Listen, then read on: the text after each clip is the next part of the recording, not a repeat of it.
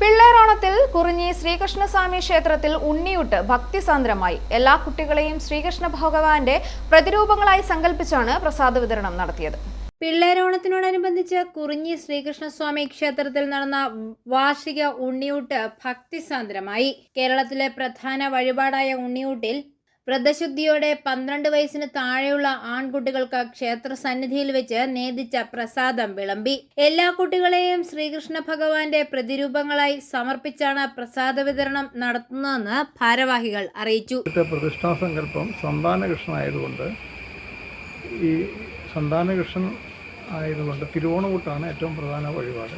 ആ തിരുവോണകൂട്ട് നടത്തി സന്താനങ്ങൾ ഉണ്ടായി കഴിയുമ്പോൾ ഉണ്ണിയൂട്ട് നടത്തണമെന്നാണ് എൻ്റെ കേട്ടിരിക്കുന്നത്. അതിന് പ്രകാരമാണ് കർക്കിടക മാസത്തിലെ പിള്ളേരോണമായ തിരുവോണത്തിന് ഇവിടെ ഉണ്ണിയൂട്ട് നടത്തപ്പെടുന്നത്. വർഷത്തിൽ ഒരിക്കൽ മാത്രം നടക്കുന്ന ഈ വഴിപാടിൽ നിരവധി ഭക്തജനങ്ങൾ പങ്കെടുത്തു.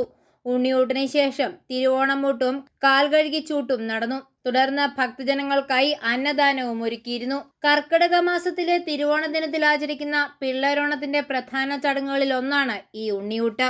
ഐഫോറിയ ന്യൂസ്, പാല.